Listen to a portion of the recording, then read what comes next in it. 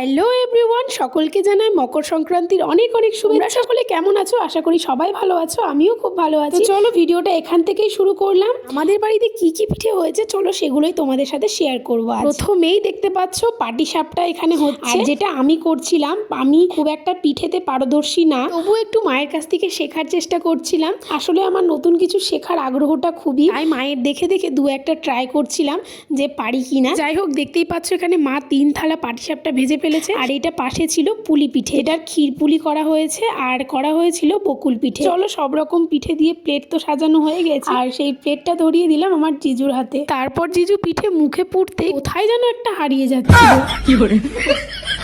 যতটা ঢং করে খাচ্ছিল ততটা একেবারেই না। জিজু একেবারে মিষ্টি পছন্দ করে না, আর পিঠে পুলি তো নাই, জন্যই তো দু একটা খাওয়ার পরে বউ আর শালির মুখে ঠুসতে ব্যস্ত। চলো বাই। ভিডিওটি ভালো লেগে থাকলে like, comment, share and subscribe.